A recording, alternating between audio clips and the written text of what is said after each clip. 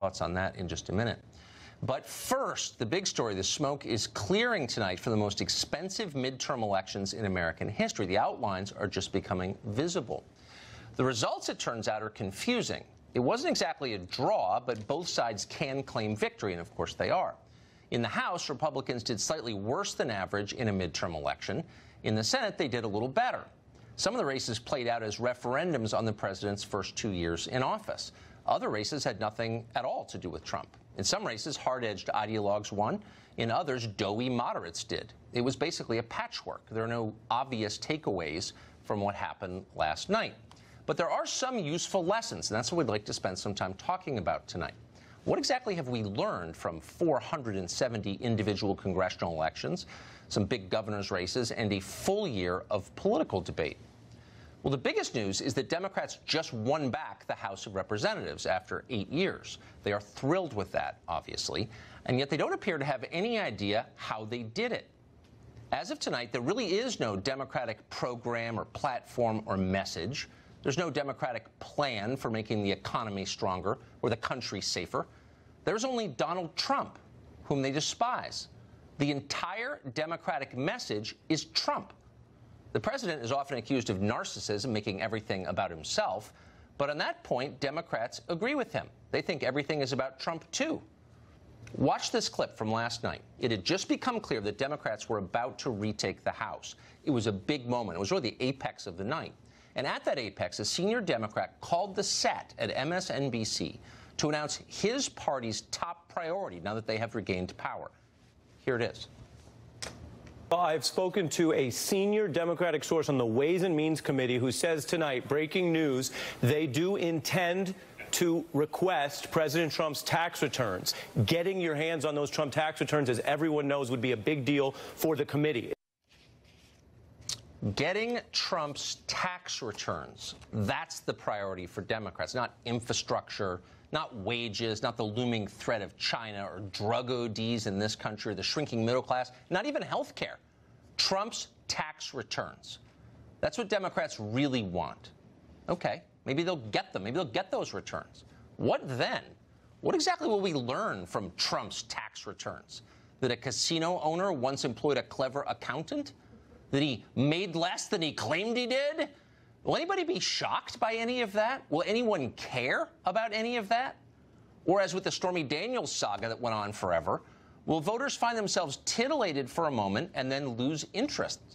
What do Trump's tax returns have to do with them anyway? Their premiums haven't gone down. It's all just noise. Almost all of this is just noise. And for the rest of us, there's a pretty simple lesson, and you'd think Democrats would have figured it out. But they have not figured it out.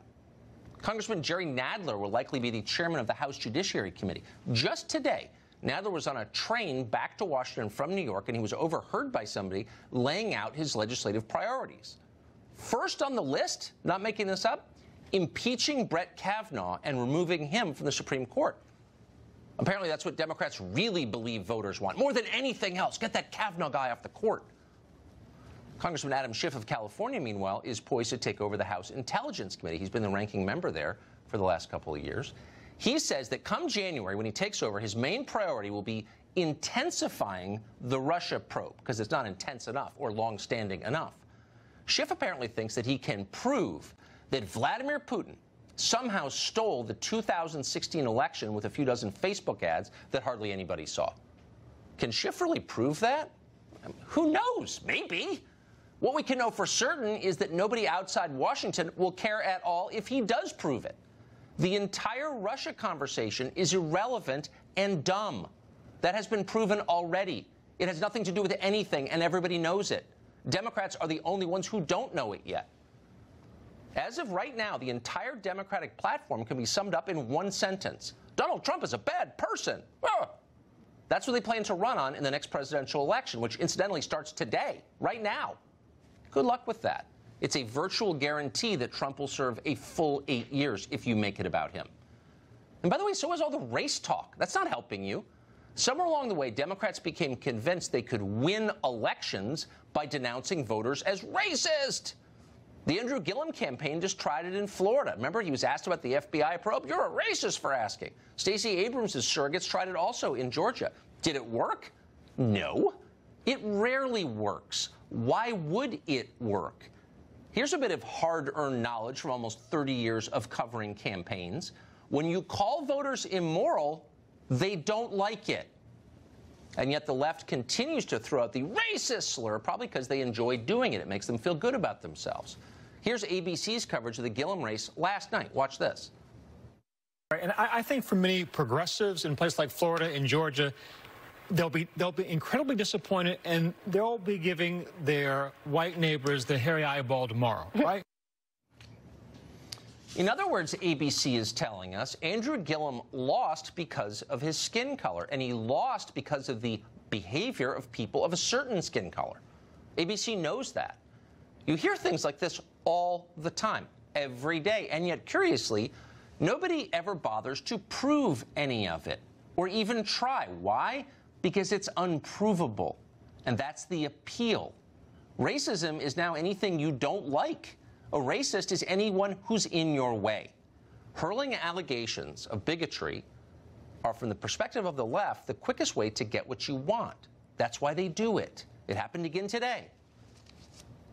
On the campaign trail, you called yourself a nationalist. Some people saw that as emboldening white nationalists. Now people are also saying I don't know why you'd say that. It's such a racist There question. are some people that say that now the Republican Party is seen as supporting white nationalists Oh, because of your rhetoric. What do you make of that? I don't believe it. Well, I don't know. Why do I have my highest poll numbers ever with African Americans? I love our country. I do. You have nationalists, you have globalists. I also love the world. And I don't mind helping the world, but we have to straighten out our country first. Now, that happened at the president's briefing, so you may not even have seen it because you're living a real life and not glued to the internet. But trust me, if that had happened even just a few years ago, it would have been everywhere. It would have been international news. An accredited White House reporter calling the president of the United States a white supremacist? Holy smokes. But now it's just any other day on cable news. Nobody really believes that the reporter means it. It's posturing, and therefore it is boring. The claim, racist, is losing its power from overuse. Diminishing returns have been reached. If you've got a problem with nationalism, it might be better just to argue against nationalism. That way we might all learn something.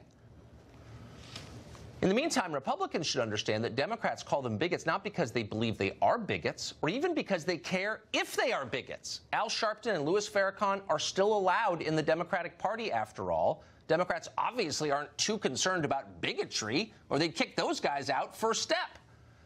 Democrats say it, they make the charge because they hope it will bring them power, and power is what they want. It's all they want. Republicans lost an entire chamber of Congress last night. Nobody rioted this morning. Nobody blocked intersections or looted liquor stores. You didn't see Republican consultants on television this morning questioning the results or attacking the House of Representatives as illegitimate as an institution. It didn't occur to Republicans to do that. It was just an election. You lose sometimes. That's how Republicans think. That is not how Democrats think. They mean it. They lost a few seats in the Senate last night. Already they're denouncing the Senate itself as somehow undemocratic. The talking points have gone around. They're all reading them. Watch Joy Behar today try to read them. Ultimately, she misread the talking points, but she gave it her best shot on The View. Watch this. So Democrats won the popular vote last night by 8 million votes, right? They lose, but they lose U.S. Senate races in red areas. Because of gerrymandering, a lot of it. Well, it's not that's the Constitution. I mean, you can't, the districts are gerrymandered, but the states are part of the Constitution. Well, you can't gerrymander a Senate election, of course, because it's statewide. Joy Behar probably doesn't know that. She probably doesn't know really what the Senate is. But she knows power, and like a lot of the Democrats you see on television, she will say whatever it takes to get power. Republicans should understand that. But it's not just Democrats who should have learned something last night. There were major lessons for Republicans, too, ones they should pay attention to. Here's one. Voters care about campaign promises. If you don't fulfill your campaign promises, it turns out they notice, they remember, and they don't care for it. In 2016, Republicans in Congress promised to, I don't know, build a wall, get rid of Obamacare, defund Planned Parenthood. They got elected on those promises. They didn't do any of them once they got elected. Maybe that's one reason they lost the House last night. Here's another lesson. immigration matters, not just on the level of individuals and families and caravans, the things that we debate every night, but on the level of entire populations. Immigration changes who lives in a country and who votes. Ultimately, that's why it matters. You never know that from listening to the coverage of immigration stories. You would think the question of who comes into your country and under what circumstances was entirely a moral issue, really a question of personal decency. Good people are for open borders, bad people are against them. It's always the message, including today. As you know, Mr. President, the caravan was not an invasion. It's a group of migrants moving up from Central America towards the border with the U.S. Thank you for telling me that. I appreciate it. Why did you characterize it as such? Because I consider it an invasion. You and I have a difference of opinion. But do you think that you demonized immigrants in this election to try to keep them? I want them to come into the country, but they have to come in legally. You know, they have to come in, Jim, through a process. Ask one other question. Are you worried? That's enough. That's enough. Mr. President, that's I was going to ask one of the other folks. That's enough. Pardon me, ma'am. Mr. President, that's enough. Mr. President, I had one other question, if I may ask, on the Russia investigation. Are you concerned that you may have? I'm not concerned about anything with the Russian investigation because it's a hoax. That's enough. Put down the mic. Mr. President, are you worried about indictments coming down in this investigation? Mr. President. I'll tell you what, CNN should be ashamed of itself having you working for them. You are a rude, terrible person. You shouldn't be working for CNN. You hate to see this become a news story. Acosta is such a buffoon, but he's such a buffoon that the White House apparently felt it had no choice but to respond. The press secretary, Sarah Huckabee Sanders, put out this statement, quote, President Trump believes in a free press and expects and welcomes tough questions of him and his administration. We will, however, never tolerate a reporter placing his hands on a young woman just trying to do her job as a White House intern, as apparently that woman was. This conduct is absolutely unacceptable. It is also completely disrespectful to the reporter's colleagues not to allow them an opportunity to ask a question. The statement went on to say, as a result of what happened today, the White House is suspending the hard pass of the reporter involved until further notice. So that's today's Jim Acosta sidebar. But whatever else the exchange you just saw was, what it really was a diversion from the political reality of immigration. Here's the political reality. California was once a solidly Republican state for generations. It is now among the most Democratic. Why? Immigration. Different people live there. And not surprisingly, they vote very differently. Something very similar is happening right now in Nevada, Arizona, Texas, Virginia, North Carolina, and many other states. And that was reflected in last night's vote totals. Check the numbers. Democrats obviously know this. That's why they oppose borders, because it helps them win elections.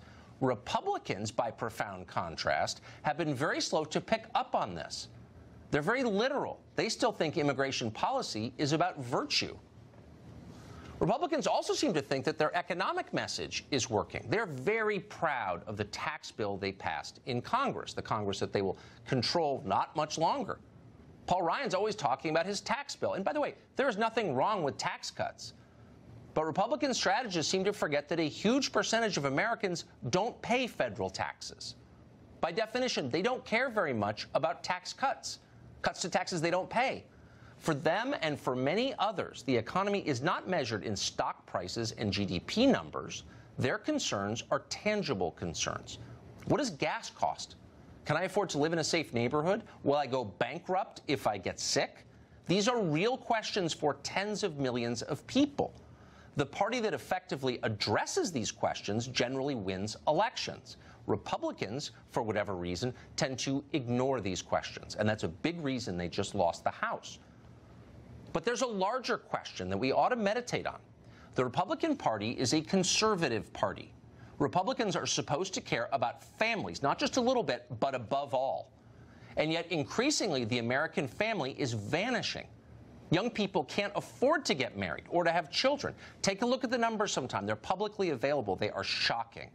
And they foretell an ominous future for all of us. A country without strong families is a weak country. It is a volatile place, a chaotic place. It's a place susceptible to political demagoguery. It's what America is becoming. If you want to stop that slide, support families. It's that simple. Put another way, if your supposedly conservative economic program doesn't make it easier for young people to get and stay married and have kids, how is it really conservative? If couples are too poor to have children and you're not helping, why should I, as a conservative, vote for you? I should not vote for you. I will not vote for you. I will work against you. That is my pledge. Supporting marriage and children is the best, maybe the only way for Republicans or any of us to save the country. It will also win them elections. They should start right away. We'll be discussing